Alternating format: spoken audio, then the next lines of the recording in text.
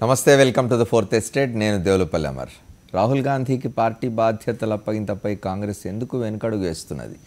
జాప్యం వ్యూహాత్మకమా, ఆలస్యం అమృతమా, విషమా?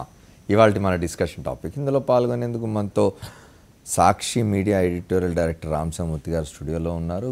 ఢిల్లీ నుంచి కాంగ్రెస్ ఎంపీ రాపోల ఆనంద భాస్కర్ కూడా మనతో ఈ చర్చలో పాల్గొంటున్నారు. మిగతా పెద్దలు, భారతీయ జనతా పార్టీ నాయకులు,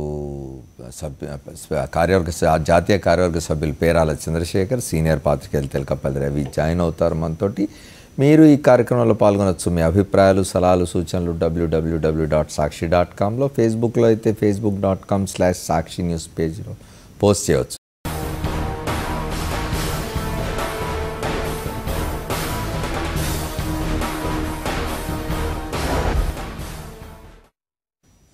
భూసేకరణ బిల్లుపై మోడీ సర్కారు వెనక్కి తగ్గడానికి రాహుల్ గాంధీ దృఢచిత్తంతో వ్యవహరించడమే కారణమా? తనయుడిని ఎలివేట్ చేయడానికి ప్రయత్నిస్తున్న సోనియా రాహుల్కు అధ్యక్ష బాధ్యతలు ఎందుకు అప్పగించడం లేదు? రాహుల్ పట్టాభిషేకం వచ్చే ఏడాదికి వాయిదా పడడానికి కారణం ఏమిటి?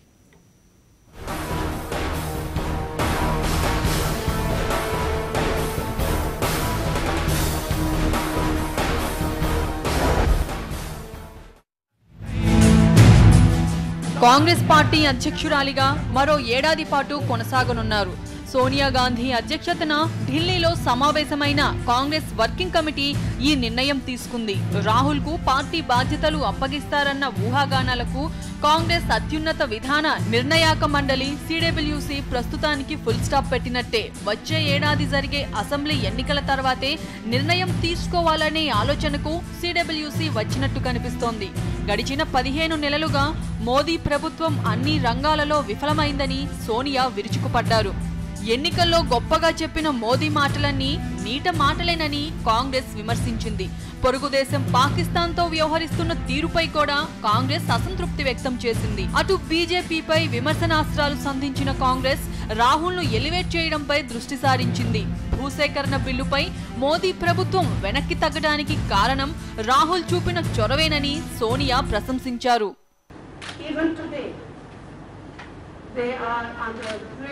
Distress because of excess rain or drought conditions, yet no adequate relief has reached them, thanks to the Modi government's insensitivity to their plight. The U-turn on the land acquisition ordinance is evidence that the government is out of touch with ground realities. మరోవైపు party అధ్యక్ష పదవీ కాలాన్ని 5 ఏళ్ల నుంచి 3 ఏళ్లకు తగ్గిస్తూ CWC తీర్మానం ఆమోదించింది. అంతేకాదు పార్టీ పదవుల్లో 50% OBC, SC, ST మహిళలకు కేటాయించాలని కాంగ్రెస్ నిర్ణయించింది. రాహుల్ కు అధ్యక్ష బాధ్యతలు కాంగ్రెస్ వెనకడుగుకు వచ్చే ఏడాది జరిగే అసోం, తమిళనాడు, కేరళ, బెంగాల్ అసెంబ్లీ ఎన్నికలే కారణంగా కనిపిస్తోంది. ఈ ఎన్నికల ఫలితాలపై కాంగ్రెస్ కు పెద్దగా ఆశలున్నట్టు లేదు. ఇప్పుడు రాహుల్ ను అధ్యక్షుడిగా ప్రకటిస్తే ఆ ఎన్నికల్లో పరాజయానికి రాహుల్ బాధ్యత వహించాల్సి వస్తుందనే భయం కాంగ్రెస్ లో ఉన్నట్టు కనిపిస్తోంది. బహుశా ఆ కారణంతోనే ఆలస్యం అమృతం, విషం మాటను పక్కన పెట్టి నిదానమే ప్రధానమన్న మార్గాన్ని ఎంచుకున్నట్టు తెలుస్తోంది.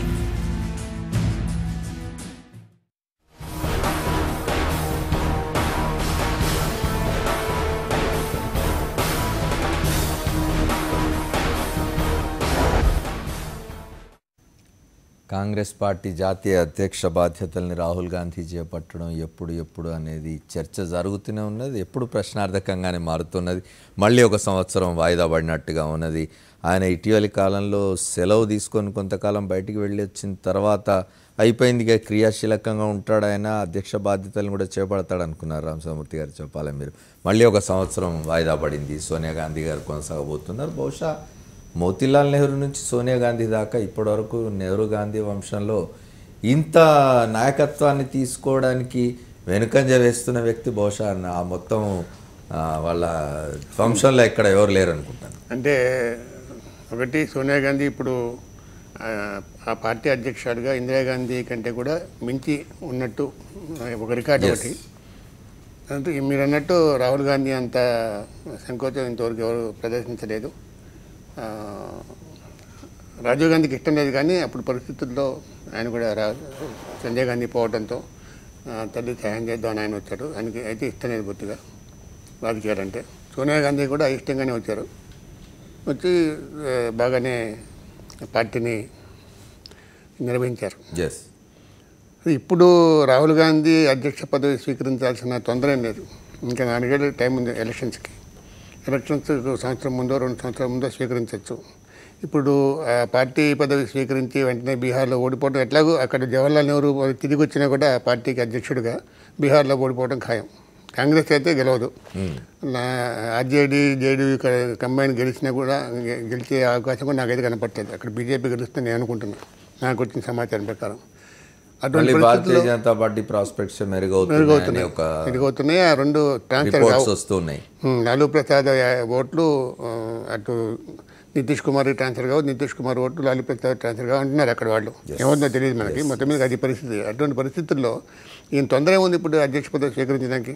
ఈ భూసేకరణ బిల్లు వెనక్కిపోవడానికి రాహుల్ గాంధీ కారణం ఎస్టాబ్లిష్ చేయడానికి సోనియా గాంధీ ప్రయత్నం చేస్తున్నారు. కొంతవరకు అతను కారణం. అగ్రెసివ్గానే క్యాంపెయిన్ చేశాడు. మీరు అన్నట్టు 2 నెలలు విరామం తర్వాత అక్కడ ఏం చేశాడో మనకు తెలియదు, కానీ కొద్దిగా 4-5 వాక్యాలు మాట్లాడగలుగుతున్నాడు. ఉపన్యాసం కొద్దిగా నిడివి పెరిగింది, కొద్దిగా స్పష్టంగా మాట్లాడగలుగుతున్నాడు, కొద్దిగా అగ్రెసివ్గా కనిపిస్తున్నాడు. కానీ ఇది సరిపోదు. ఆ పార్టీకి అధ్యక్షత వహించాలంటే ఇంకా కొద్దిగా మెచ్యూరిటీ రావాలి, ఇంకా చాలా పనులు చేయాలి.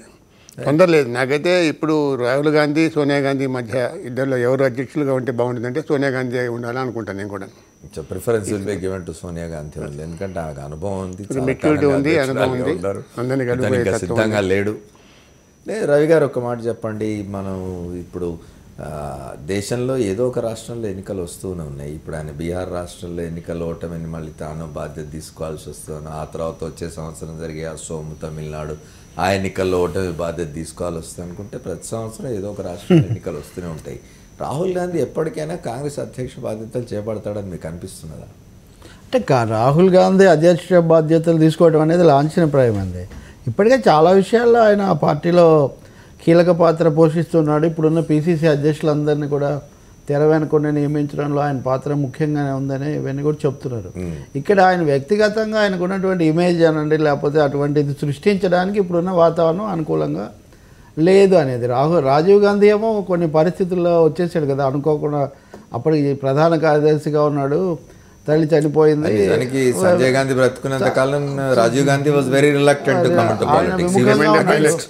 విముఖంగా ఉన్నాడు. సంజయ్ గాంధీ కానీ రాజీవ్ గాంధీ కానీ ప్రధాన కార్యదర్శులుగా ఉండి తర్వాత ఈయన హఠాత్తుగా తల్లి మరణంతో మొత్తం నాయకత్వం ఈయన తీసుకున్నాడు. ఇక్కడ రాహుల్ గాంధీ విషయానికి వచ్చేసరికి ఈయన 10 సంవత్సరాల నుంచి తల్లి ఛాయల్లో పార్లమెంట్ సభ్యుడిగా పార్టీలో చక్రం తిప్పడంలో ఆయనకేమీ, అది బహిరంగంగా చేస్తే పార్టీ అదే విజయానికి తండ్రులు చాలామంది ఉంటారు, ఓటమి అనాథ అన్నట్టుగా. ఇప్పుడు విజయవంతంగా వెళ్తున్నప్పుడు అయితే ఆనందంగా తీసుకునేవాడు. ఇప్పుడు కాంగ్రెస్ పార్టీ పరిస్థితి ఎదురీతగా ఉంది కాబట్టి ఇటువంటిప్పుడు ఆయన చేయటం ఎందుకని. గత ఎన్నికలప్పుడు నిజానికి ఎన్నికల ముందు చేద్దామని జైపూర్లో పెద్ద హడావుడి చేసి ఇదంతా చేశారు. దాదాపు ఆయన అప్పుడు ఓ పెద్ద సందేశం కూడా ఇచ్చాడు, మళ్ళీ మన మూలాలకు తిరిగి వెళ్ళాలి ఇవన్నీ కూడా. కానీ అంత పరిస్థితి ఆయనకు లేనట్టుగా ఉంది, ఆ పార్టీకి కూడా లేదు. మూర్తి గారు చెప్పినట్టుగా ఇంకో 3 ఏళ్ళు కనీసం ఎన్నికల వాతావరణం రాదు. ఏ రాష్ట్రంలో కాంగ్రెస్ పార్టీ గెలిచే అవకాశం లేదు. ఇప్పుడు ఆ పాతాళం నుండి అధః పాతాళంలో ఉంది కాంగ్రెస్ పార్టీ. అధః పాతాళంలోనే ఆయన ఎంత కష్టపడినా పాతాళానికి తీసుకురావడం అన్నట్టుగా ఉంది. అందువల్లనే ఇప్పుడు ఈ అనువుగాని కాలంలో ఆ అధ్యక్ష పీఠం అధిష్ఠించడం కంటే కొంతకాలం వాయిదా వేసుకుంటే ఈ లోపల తను చేసుకుంటూ పోవచ్చు అనే భావన ఉండొచ్చు. ఇంకోటి, ఇప్పుడు సోనియా గాంధీ ఆయనకి ఎలా అయినా భుజకీర్తులు. భూసేకరణ మీద మొదటి ప్రదర్శన జరిపింది సోనియా గాంధీ. వాస్తవానికి ఈయనప్పుడు ఒక విధంగా అప్పటికే సెలవులో ఉన్నాడు. దాని నుంచి బయటపడడానికి మొదటిసారి ఒక కాంగ్రెస్ అధ్యక్షురాలు, ఒక నెహ్రూ వంశస్థురాలు అందరినీ తీసుకొని ప్రదర్శనగా వెళ్ళి రాష్ట్రపతికి ఒక మెమరాండం ఇచ్చి వచ్చారు. అక్కడి నుంచి మొదలు అంటే లేదు రాహుల్ గాంధీ లేకపోయినా ఏదేదో నడుస్తుందన్న ఒక పద్ధతిలో మా పార్టీకి వచ్చిన క్రియాశీలంగా ఉందని చెప్పడానికి ప్రయత్నించారు. తప్పనిసరిగా రాహుల్గా ఒకటైతే నిజం, ఈ దేశంలో రకరకాల వంశపారంపర్య రాజకీయాలు అలవాటైనప్పుడు వ్యక్తిగత సమర్థత ఎంతుంది, ఈయన శక్తియుక్తులు ఏంటి అనేది అంత ప్రాధాన్యత వహించేటటువంటి అంశాలు కాదు. కానీ పరిస్థితులు ప్రతికూలంగా ఉన్నాయి. మీరు ఇందాక ఉపోద్ఘాతంలో చెప్పినట్టుగా ఈ తప్పకుండా బెడిచి కొడుతుంది. ఇంతకుముందే బీహార్లో 2 సార్లు ఓడించిన ఘనత ఉంది. ఇంకా 3వసారి కూడా ఆయన చేతుల్లో ఓడిపోతే ఇది అచ్చిరాదు అనేది పెరుగుతుందనే భావన కావచ్చు అనుకుంటున్నాను. అసలు రాహుల్ గాంధీ నాయకత్వం అచ్చిరాదు కాంగ్రెస్ పార్టీకి అనే అభిప్రాయం కూడా పెరుగుతుంది.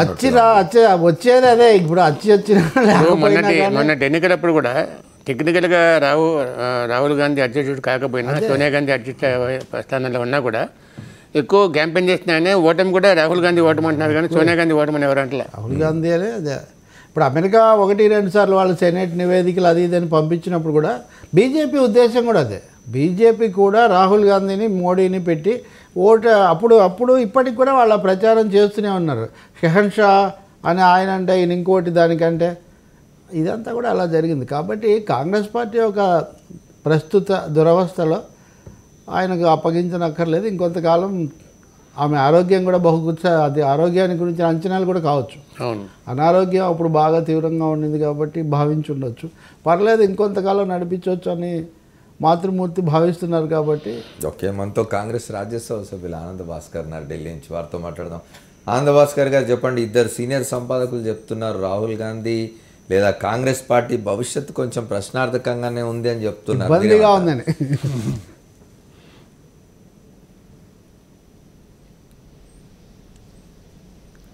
మిత్రమా అమర్ గారు, సార్ చెప్పండి. మీకు నా అగ్రజులు రామచంద్రమూర్తి గారికి, మార్క్సిస్ట్ మేధావి తెలకపల్లి రవి గారికి, మీ సాక్షి టీవీ ప్రేక్షకులకు అందరికీ నమస్కారం. నమస్తే, చెప్పండి. మార్క్సిస్ట్ భావజాలంతోనే తన విశ్లేషణ కొనసాగించేటువంటి రామచంద్రమూర్తి గారు, మార్క్సిస్టు విశ్లేషకులు తెలకపల్లి రవి గారు చాలా మేరకు నిజాయితీతో, కాకపోతే విమర్శ చేయాలి కాబట్టి ఆ మేరకు విమర్శనాత్మక దృష్టితో కాంగ్రెస్ సంస్థాగత స్థితిగతుల్ని సమీక్షించాలని నేను భావిస్తూ ఉన్నాను. ఓకే, వారు ప్రస్తావించిన అంశాలను ఇప్పటికిప్పుడు ఖండించాల్సిన అవసరం ఏమీ లేదు. అంతేకాకుండా రాహుల్ గాంధీ గారి పాత్ర పట్ల భారతదేశ వ్యాప్తంగా చైతన్యవంతులైనటువంటి ప్రజానీకంలో ఉన్నటువంటి భావాన్ని వారు చాలా సూటిగా వ్యక్తం చేశారు. అయితే ఒక విషయం నేను మనవి చేయాల్సిన అవసరం ఉంది. భారత జాతీయ కాంగ్రెస్ 5 సంవత్సరాల పదవీ కాలం కోసము కాంగ్రెస్ అధ్యక్షురాలిని, ఇతరులందరినీ కూడా రాష్ట్రాల్లో ప్రదేశ్ కాంగ్రెస్ కమిటీ అధ్యక్షులను నియుక్తం చేయడం, ఎన్నుకోవడం జరిగింది. కాంగ్రెస్ అధ్యక్ష పదవికి 5 సంవత్సరాల వ్యవధికి 3 సంవత్సరాలు మాత్రమే ముగిశాయి. ఆ విషయాన్ని దయచేసి గమనంలోకి తీసుకోవాల్సిందిగా మనం చేస్తూ ఉన్నారు. అంతేకాకుండా కాంగ్రెస్ ఉపాధ్యక్ష పదవిని అత్యంత క్రియాశీలకం చేసి రాహుల్ గాంధీ గారికి ఆ బాధ్యత అప్పగించిన నేపథ్యంలో దేశ రాజకీయ వ్యవస్థలో ప్రధాన విమర్శక, ప్రధాన ఆకర్షక, ప్రధాన ప్రతిపక్ష పాత్రని రాహుల్ గాంధీ గారు నిర్వర్తిస్తున్నారు, బాధ్యతాయుతంగా నిర్వర్తిస్తున్నారు అని చైతన్యవంతులందరూ కూడా స్వీకరిస్తున్న సందర్భం ఇది. అంతేకాకుండా కేవలం ఎన్నికలను దృష్టిలో పెట్టుకుని అడుగులు వేసేటువంటి లక్షణం కాంగ్రెస్ పార్టీకి సంస్థాగత నిర్మాణంలో లేదు అని మనవి చేస్తా ఉన్నాను. ఆ విషయం ఎవరు అంగీకరించకపోయినా ప్రస్తుతం మేము ఎలక్ట్రానిక్ పద్ధతిలో సభ్యత్వ నమోదును రాజ్యాంగబద్ధం చేశాం. పార్టీ నియమావళిలో తాజాగా నేటి కాంగ్రెస్ వర్కింగ్ కమిటీలో పొందుపరచడం జరిగింది. అంతేకాకుండా సామాజిక శక్తులకి, మహిళా శక్తికి వారికి సముచితంగా ఇవ్వాల్సినటువంటి శాతాన్ని పార్టీ పదవుల్లో ఖచ్చితంగా ఇవ్వాలి అనేటువంటి నిర్ణయం కూడా పార్టీ నియమావళిలో తాజాగా ఇప్పుడు తీసుకురావడం జరిగింది. దీంతో పాటుగా కేవలం 1 సంవత్సరం పాటు ఈ సభ్యత్వ నమోదు, పార్టీ ఎన్నికల నిర్వహణని వాయిదా వేయడం, కానీ 3 సంవత్సరాలకి పదవీ కాలాన్ని కుదించడం, ఈ కీలకమైనటువంటి మార్పులు జరిగిన సందర్భం ఇది. దీని నేపథ్యంలో కనిపిస్తున్నది ఏమిటి?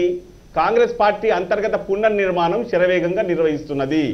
అందులో భాగంగా ఈ కాల వ్యవధిని, ఈ సంవత్సర కాలాన్ని వినియోగించుకోనున్నది. తదనంతరం జరిగేటువంటి ఎన్నికల్లో సందర్భోచితంగా ఎవరు అధ్యక్ష పదవి స్వీకరించాలో వారు స్వీకరిస్తారు. దాని గురించి పెద్దగా చింతపడాల్సిన అవసరం ఏమాత్రం లేదని మనం చేస్తా ఉన్నాం. అంటే ఆనంద్ భాస్కర్ గారు, ఇంకా ఎవరు అధ్యక్ష పదవిని స్వీకరించాలో అనే విషయంలో డైలమా ఉంది.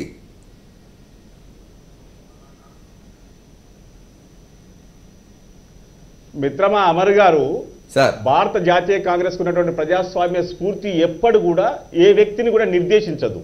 అంతేకాకుండా ఎవరికి అవకాశం ఇచ్చినా వారు పూర్తి స్థాయిలో వారికి ఉన్నటువంటి పరిధిలో ప్రజాస్వామ్యయుతంగా తమ బాధ్యతను నిర్వర్తించే ఆస్కారం ఇస్తుంది. రాహుల్ గాంధీ గారికి కాంగ్రెస్ ఉపాధ్యక్ష పదవిని అప్పగించిన తర్వాత పార్టీ నిర్మాణంలో ఆయనకు అప్పగించినటువంటి యువజన కాంగ్రెస్, విద్యార్థి విభాగం, ఇతర విభాగాల పునరుత్తేజం కోసం వారి పాత్రను ఏ మేరకు ప్రోత్సహించిందో గమనించండి. అంతేకాకుండా అఖిల భారత కాంగ్రెస్ కమిటీ ప్రధాన కార్యదర్శిగా నియుక్తమయ్యి ఏదైనా రాష్ట్రానికి బాధ్యులుగా వస్తే వారికి ఉండేటువంటి విశేషమైన అధికారాలు ఏ రకంగా ఉంటాయో చరిత్ర గమనిస్తూనే ఉన్నటువంటి వారికి అందరికీ విదితం అవుతూనే ఉంది. కాబట్టి ప్రజాస్వామిక లక్షణంతో ఎవరినైనా ప్రోత్సహించడం జరుగుతుంది. తమను తాము రుజువు చేసుకుంటే వారికి భవిష్యత్తులో ఉన్నత స్థానాలు దక్కవచ్చు. రైట్ ఆనంద్ భాస్కర్ గారు కాంగ్రెస్లో ప్రజాస్వామ్యం గురించి మాట్లాడుతున్నారు. ఆర్ఎస్ఎస్ నాయకుడు రామ్ మాధవ్ చెప్తున్నారు ఇవాళ కాంగ్రెస్కు ప్రజాస్వామ్యం నమ్మకం లేదు అని అంటున్నారు. దాని గురించి కూడా మాట్లాడుకుందాం. ఒక షార్ట్ బ్రేక్ తీసుకోండి.